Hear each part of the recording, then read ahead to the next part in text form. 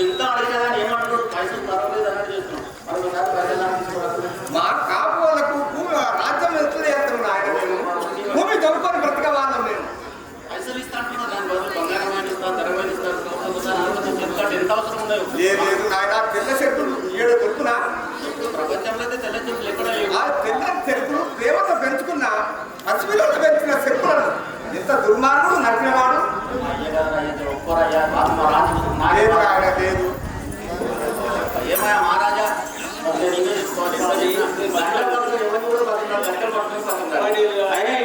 నా యొక్క మనవి చెప్పొకసారి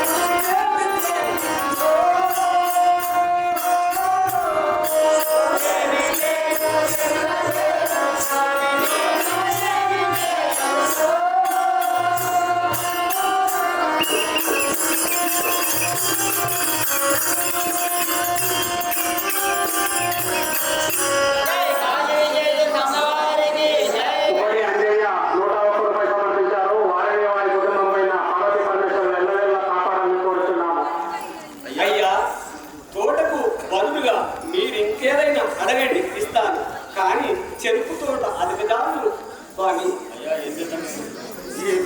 ఆయన చెరుకు తోట బదులు అసలు 10 తోటలు పెట్టిస్తాడు, కానీ మాత్రం అప్పు పెట్టాడు. అంటే ఆయన అన్న అంటాడు, నీ పట్టు నువ్వే పట్టినావు. మరి ఏదన్నా ఇంకా దాని బదులు ఇంకేమన్నా ఆలోచన చేయరాదు ఒకసారి. ఒప్పుకుంటే మంచి దైవ కార్యాన్ని కాదు స్వామి.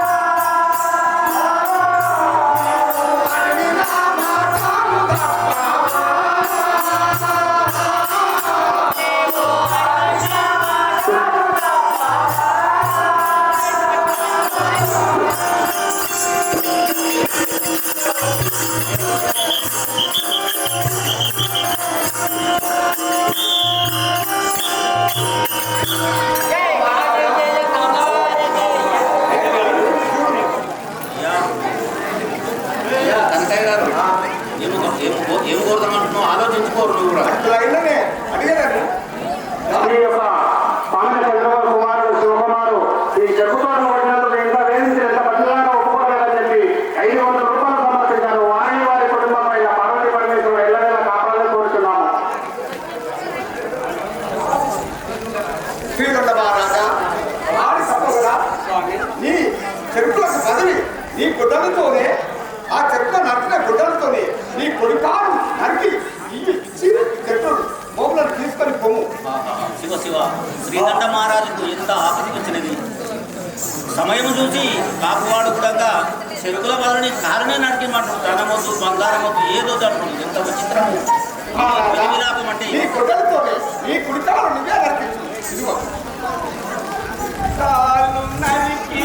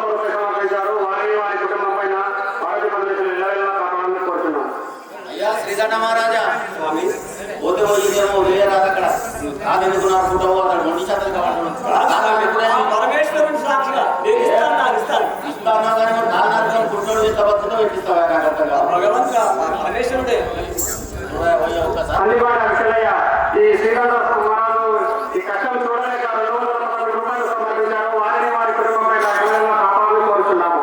అయ్యా ఆపమనిపిస్తుంది ఒకసారి ఆయన ముఖంలో ఒకసారి ఏమి వాగమ్మా శవాస్ చెరుకు తోటకు బదిలి తలకాయలు కాదు కాదు. అయ్యా శ్రీకృష్ణ మహారాజా ఇక తప్పేటట్టు లేదు. నీవే ఎంత చెప్పినా నేను కూడా నీకే బాగా మారి మనుషున్నాను కానీ ఇంటలేడు కానీ నరికిస్తాను నీవే మొక్కున్నావు ఇది తగ్గగా నరికించా కాదు. పరమేశ్వర ఇక నేనేం చేయవాడు అవయం ఇచ్చి ఉన్నాను.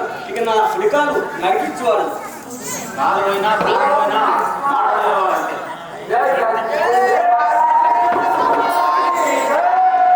స్వామి స్వామి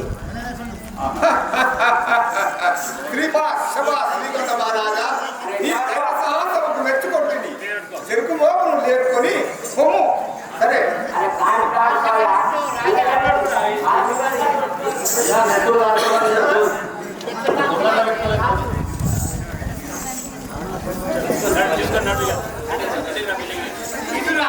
శ్రీకుండరాజు కాందరికి ఇవ్వగానే కాకు కరకయ్య వెళ్ళిపోండి.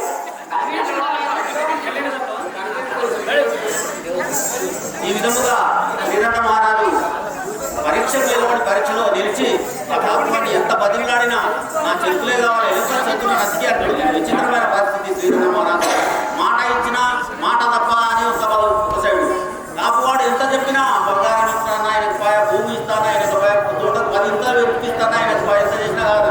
మరి ఏం చేయాలంటే నీ పరీక్ష పరమేశ్వరుడు పరీక్ష పెట్టిన దానికి నీ చెరుకుల బదులు నీ కాలు నరికేంటే అయినా సరే అని చెప్పి పరమేశ్వరు అట్లా చెప్పి ఒప్పుకొని కాలు కూడా నరికించండు. పరీక్ష ఇంకా ఎన్నేం పరీక్షలు ఆ పరమేశ్వరుడు ఎంతవరకు ఆయన నిర్వహిస్తున్న చూడాలి.